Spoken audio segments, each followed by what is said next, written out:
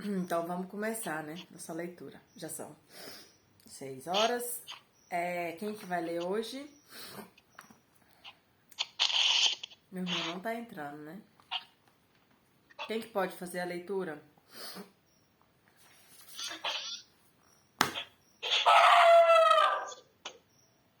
Eu leio. Então vamos lá. Atos capítulo 1, versículo 22 ao 47.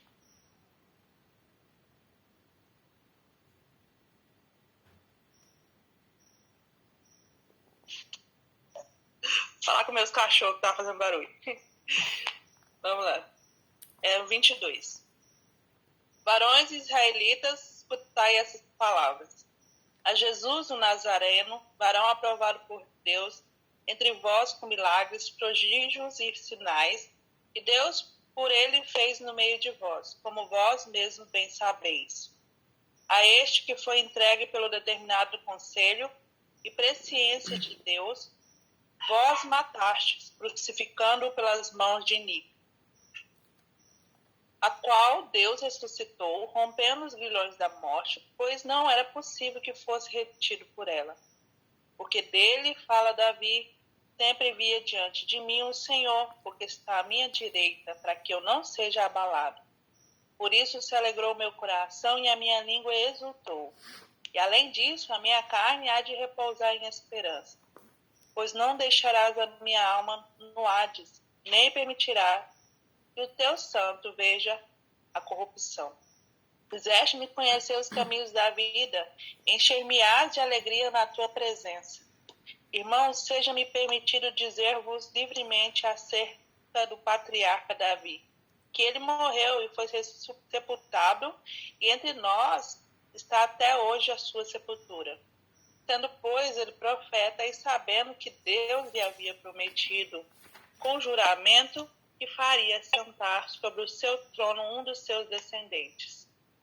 Prevendo isto, Davi falou da ressurreição de Cristo, que a sua alma não foi deixada no Hades, nem a sua carne viu a corrupção.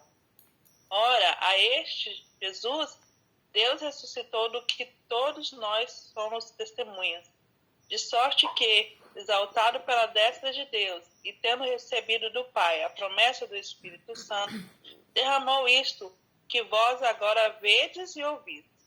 Porque Davi não subiu aos céus, mas ele próprio declara, disse o Senhor ao meu Senhor, assenta-te à minha direita, até que eu ponha os teus inimigos por escabelo de teus pés. Saiba, pois, com certeza toda a casa de Israel, que a esse mesmo Jesus, a quem vós crucificaste, Deus fez Senhor e Cristo. E ouvindo eles isto, compungiram-se em seu coração e perguntaram a Pedro e aos demais apóstolos, que faremos, irmãos? Pedro então lhes respondeu, arrependei-vos e cada um de vós seja batizado em nome de Jesus Cristo, para a remissão dos vossos pecados, e recebereis o dom do Espírito Santo. Porque a promessa vos pertence a vós, a vossos filhos e todos os que estão longe, a quantos o Senhor nosso Deus chamar. E com muitas outras palavras dava testemunho e os exortava, dizendo, salvai-vos dessa geração perversa. De sorte que foram batizados os que receberam a sua palavra. Naquele dia agregaram-se quase 3.000 almas, e perseveravam na doutrina dos apóstolos, na comunhão, no partir do pão e nas orações. Em cada alma havia temor, e muitos prodígios e sinais eram feitos pelos apóstolos. Todos que criam estavam unidos e tinham tudo em comum. E vendiam suas propriedades e bens e repartiram por todos, segundo a necessidade de cada um. E perseverando unânimes todos os dias no templo, e partindo o pão em casa, comiam com alegria e singeleza de coração, louvando a Deus e caindo na graça de todo o povo. E cada dia acrescentava-lhe o Senhor, que iam sendo salvos. Amém. Esse trecho, eu creio que ele é um dos trechos mais bonitos da Bíblia, que trata sobre a igreja, né? A igreja mesmo, não só a igreja invisível, mas a igreja na terra. Então, vamos lá. Aqui o texto continua o discurso de Pedro. Ontem Pedro começou a fazer um discurso e aqui é a continuação desse discurso de Pedro. Então Pedro começa falando assim: irmãos, escute essas palavras.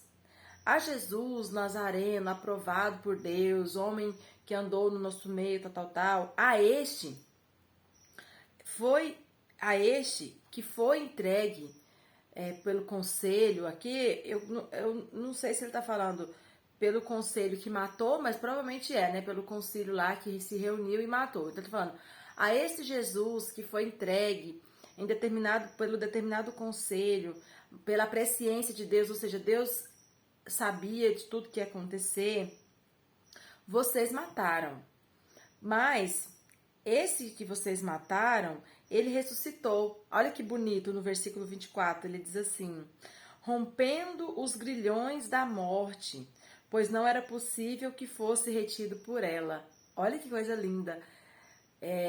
Pedro ele tem consciência de que a morte não conseguia segurar Jesus. A gente pode imaginar essa cena, né?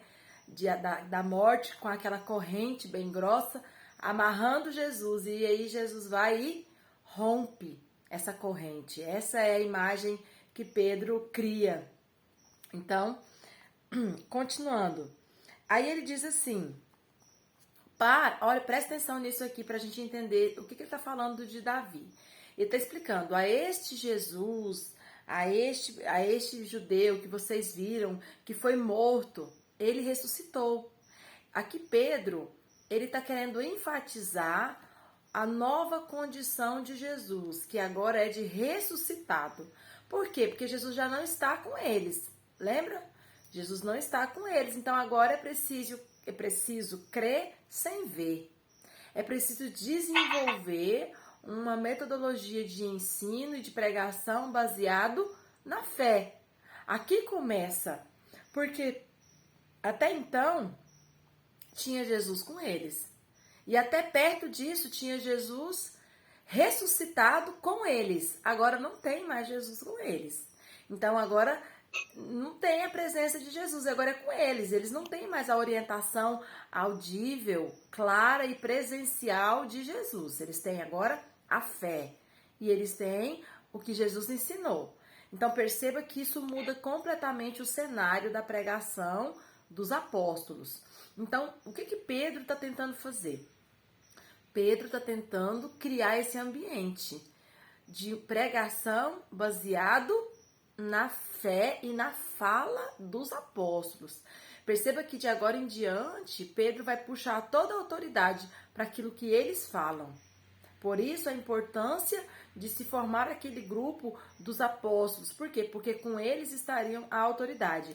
E é baseado nisso que se desenvolveu toda essa estrutura de igreja física que a gente tem, que até o irmão João falou ontem, que essa hierarquia, ela sempre existiu, né? Sempre existiu a liderança, né? Alguém que está ali na frente para liderar, que tenha mais conhecimento do que o outro. Isso sempre existiu e sempre vai existir. Então, Pedro aqui, ele está começando a trabalhar dentro dessa nova estrutura, que é a estrutura sem Jesus, baseado na fé. Então, o que ele faz? Ele tenta trabalhar e argumentar a ressurreição de Cristo. Por quê? Porque embora todos os judeus, os apóstolos, embora aquele grupo fosse testemunha, provavelmente havia ali, devido à festa, pessoas que não eram testemunhas. Ok? Por quê? Porque era uma festa e tinha pessoas de fora. Então, quando ele fala que todos vós são testemunhas, ele está se direcionando àqueles que foram testemunhas. Mas provavelmente havia ali pessoas que não foram, que não viram Jesus. Vieram para a festa. E lembrando que essa festa foi quando? Né? Depois da ressurreição, depois da Páscoa. Ok? Então, Jesus já tinha, né, ressuscitado. A gente não sabe ao certo quanto tempo ele ficou aqui depois da sua ressurreição. Aí ele entra nesse assunto de Davi. O que nós temos que entender? Por que Pedro começa a falar de Davi? Perceba que no 25, ele fala assim, ó. Porque dele fala Davi. ele começa com um porquê, ele já começa explicando, ele já começa dando uma justificativa. E aí ele diz assim, 2 pontos, o que que Davi fala? Então, do 25 até o 28, ele vai falar sobre o que que Davi falava de Jesus. Davi, quando ele fala isso, tá? Quem tem Bíblia com referência vai estar a referência aí. Davi, ele sabia que ele estava falando de Jesus? Ou melhor, Davi, ele estava realmente falando de Jesus? Sim ou não?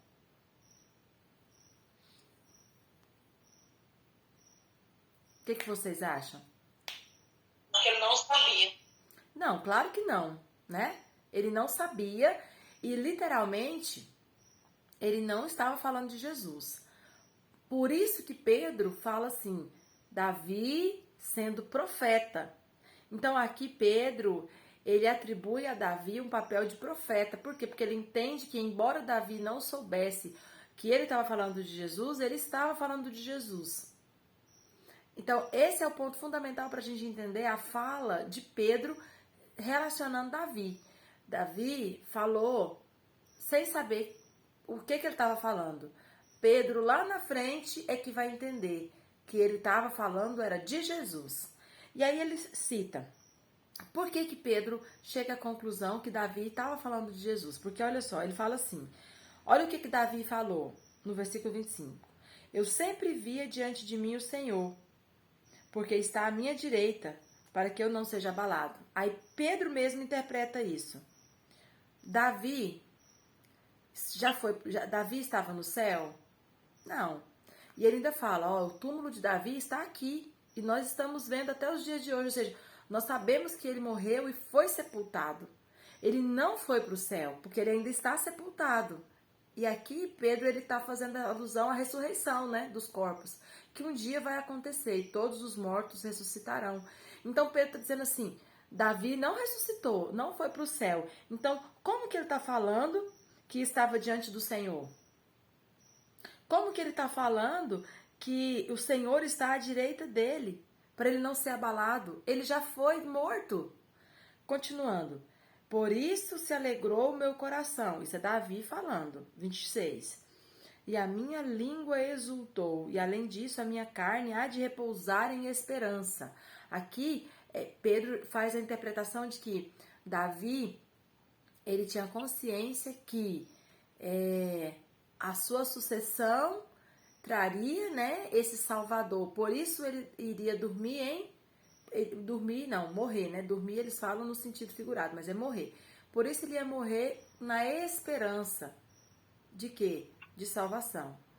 Continuando, 27. Pois não deixarás a minha alma no Hades, ou seja, na sepultura, que depois foi traduzida por inferno.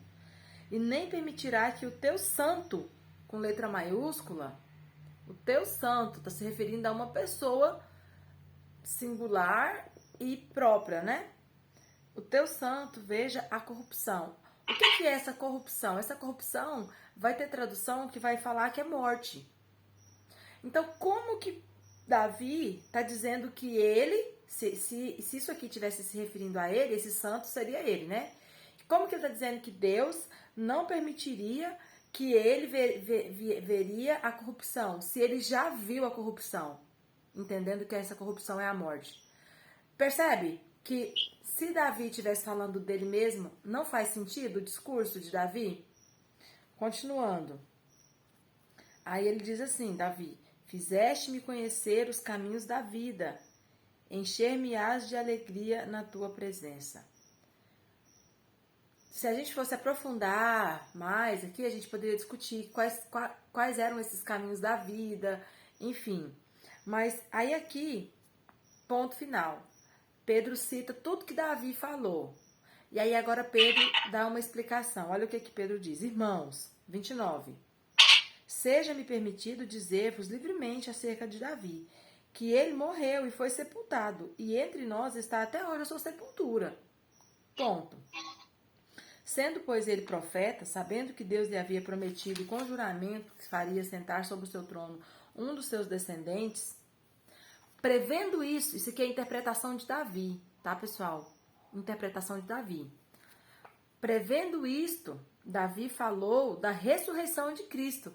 Então, Pedro interpreta a fala de Davi como se Davi estivesse falando da ressurreição de Cristo. Por quê? Uma vez que Davi não ressuscitou antes, ficou morto na sepultura, de quem que ele estava falando então, se não era dele mesmo?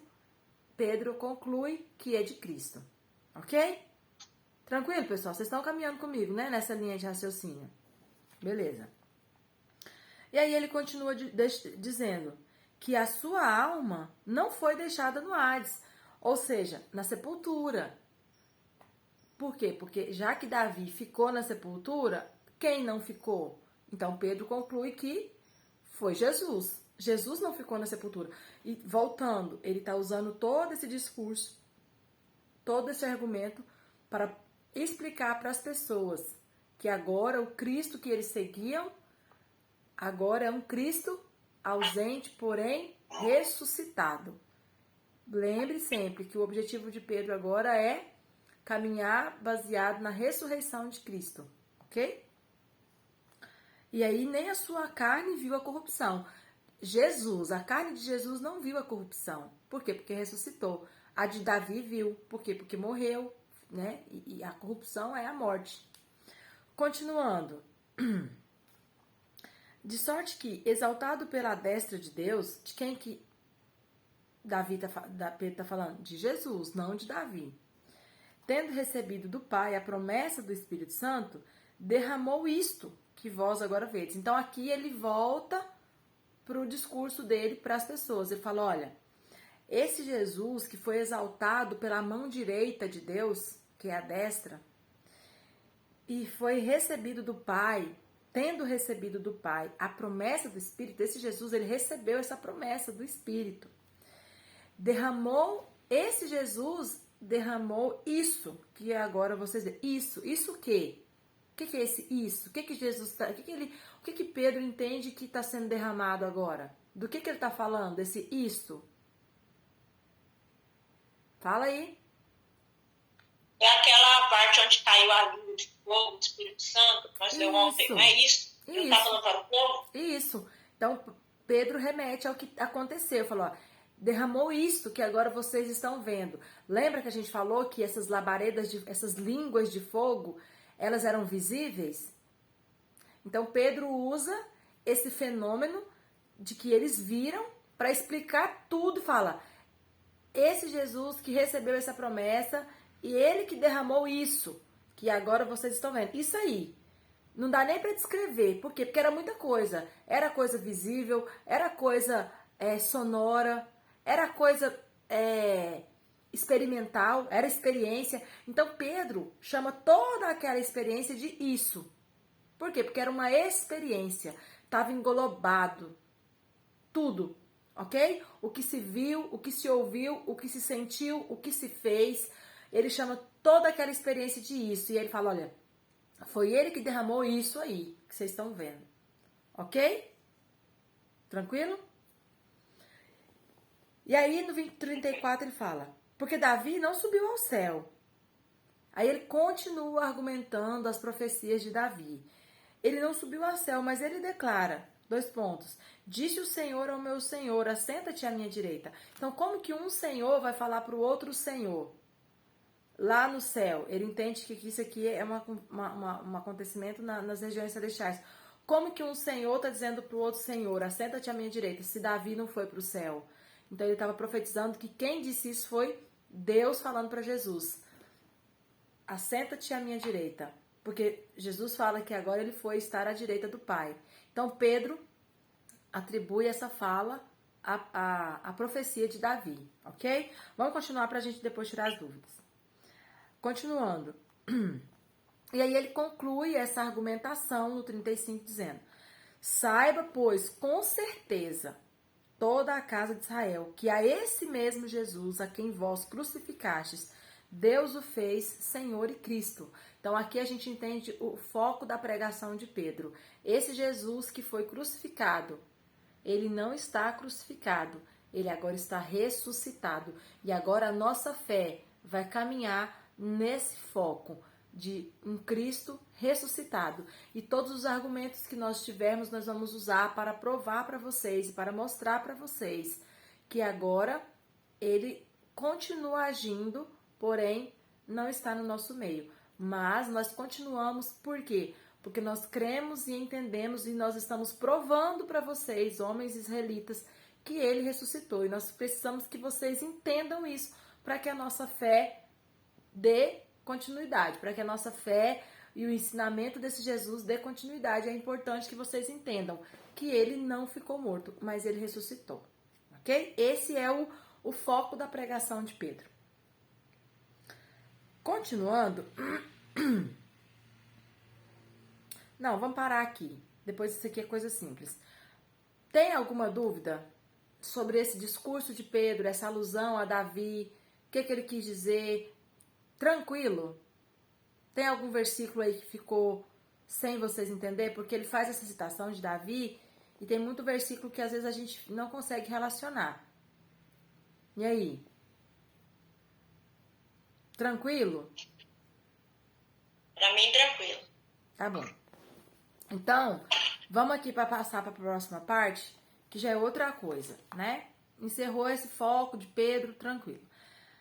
Aqui, a partir do 37, vai falar das conversões. Eu quero fazer um comentário aqui, que é muito importante, no versículo 38, que fala assim: Então Pedro lhes respondeu: Arrependei-vos em cada um de vós seja batizado em nome de Jesus Cristo, para a remissão de pecados, e recebereis o dom do Espírito Santo.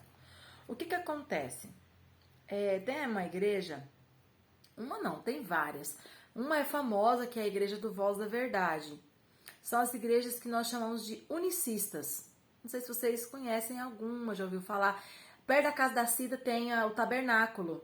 Não tem, Cida? O tabernáculo, então, o tabernáculo é uma igreja unicista. E existem várias. E qual que é uma entre várias características, e elas são bem diferentes das igrejas como as nossas. O unicista, ele tem uma visão da Trindade diferente da nossa.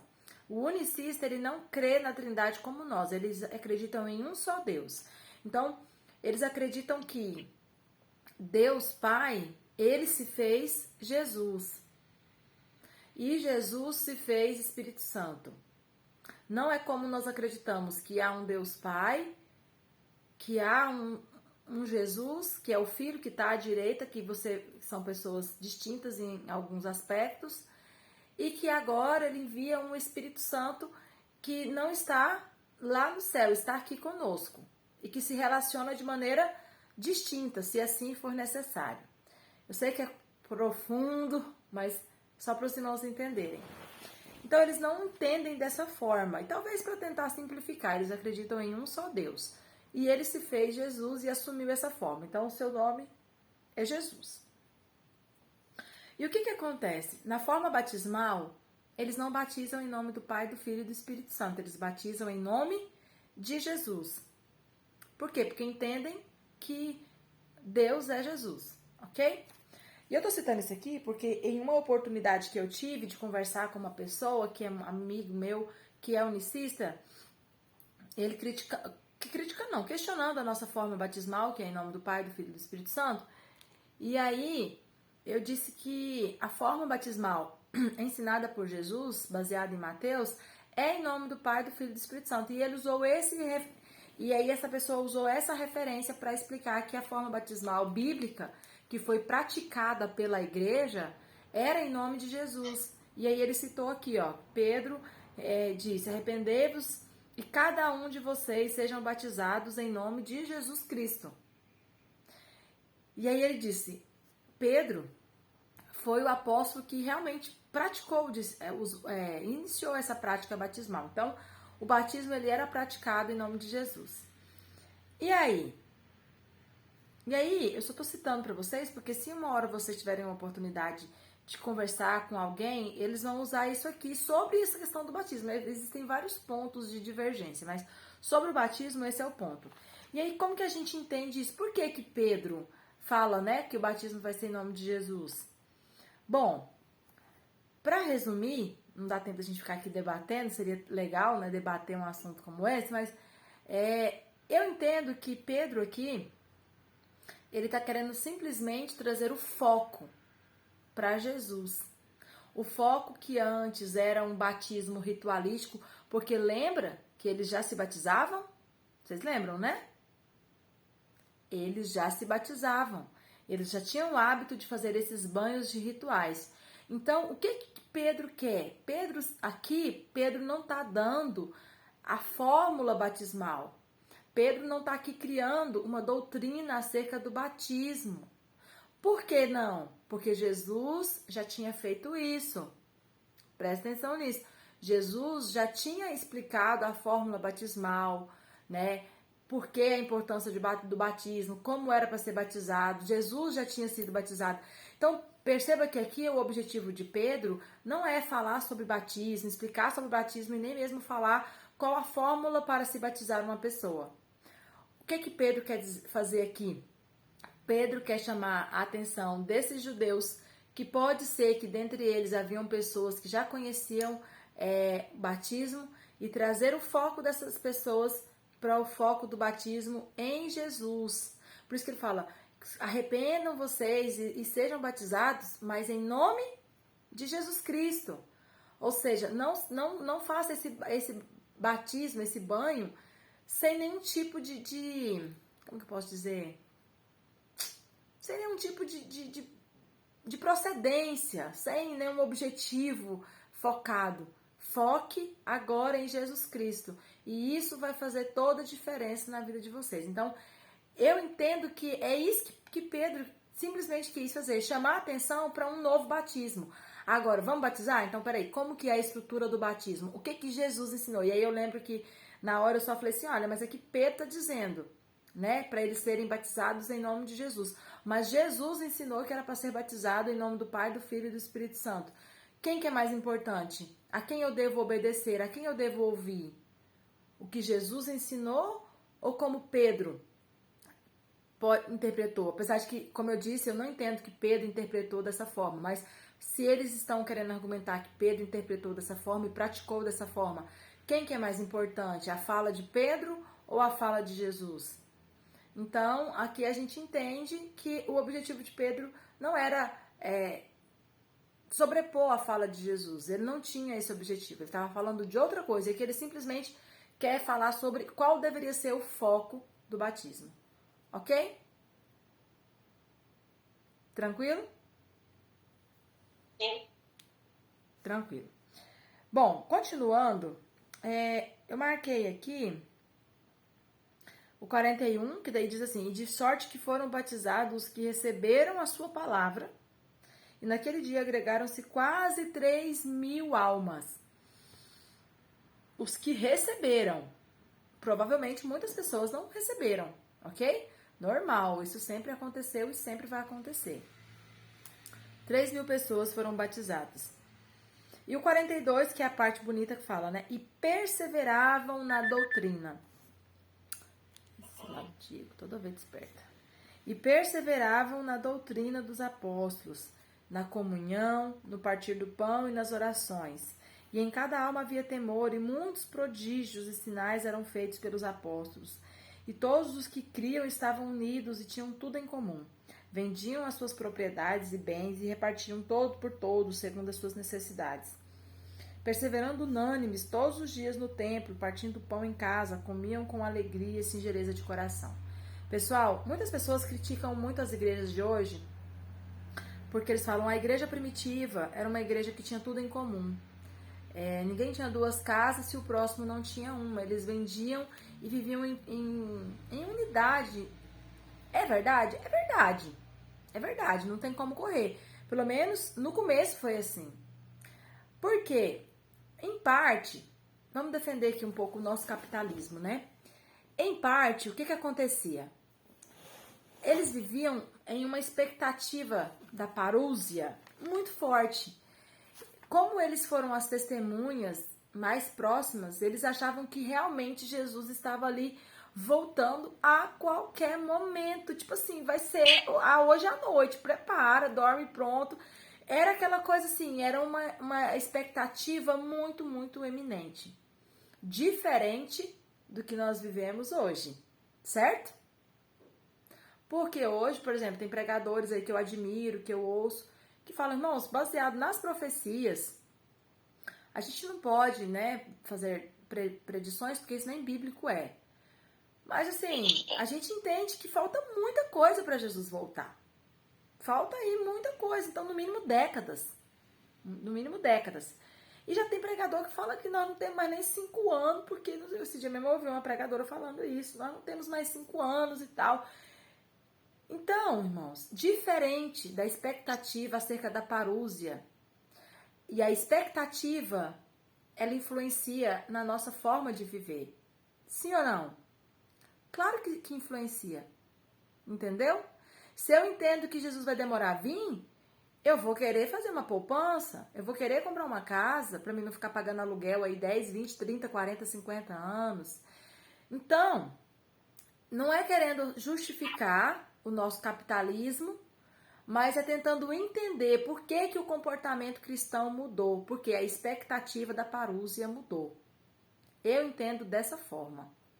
Então aqui, eles não tinham essa expectativa a longo prazo. Não, eles viviam na iminência mesmo da volta de Jesus. Então, para que eu vou ficar com 2 casas?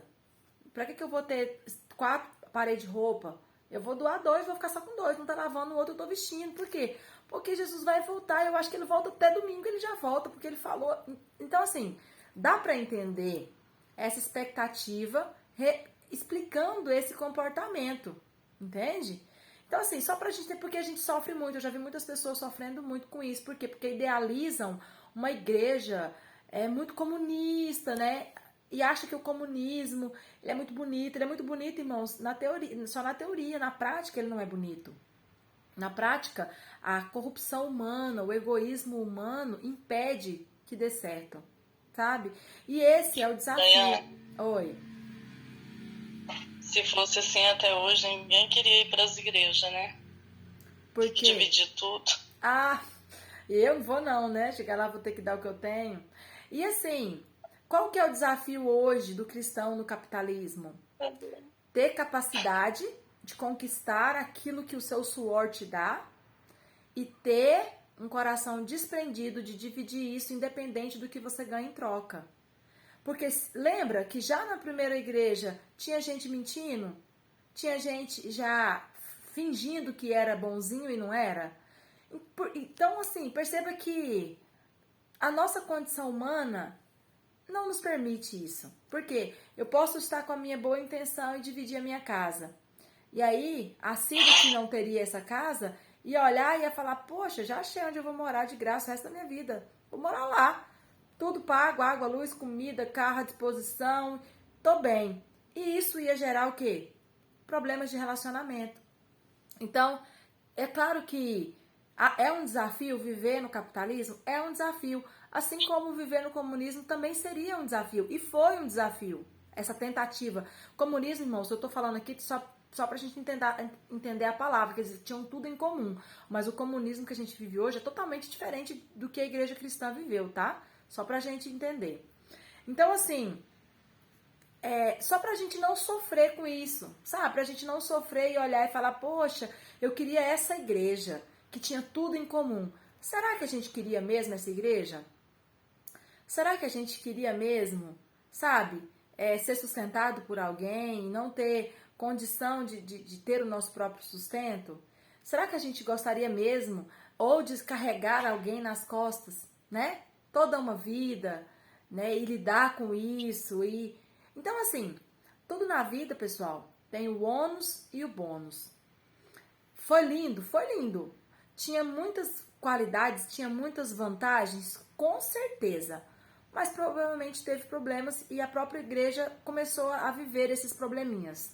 Então, nós temos que aprender a lidar com o que nós temos hoje, que é o nosso capitalismo. E temos que ser cristãos, mesmo no capitalismo. Temos que conseguir colocar o nosso, como que eu posso dizer, o nosso desapego dos bens materiais, embora vivamos no capitalismo. Esse é o desafio. Não importa se você vive dividindo tudo por obrigação ou não. Você tem que exercitar isso. Peraí, eu preciso viver assim. Independente se alguém está me obrigando a dividir ou não, eu entendo a minha obrigação, eu entendo a minha condição de cristão. Então, eu preciso, né, fazer isso porque eu entendo que é necessário. Então, esse é o desafio. Ok? Tranquilo? Alguma dúvida? Que nós já vamos encerrar, então. Algum versículo?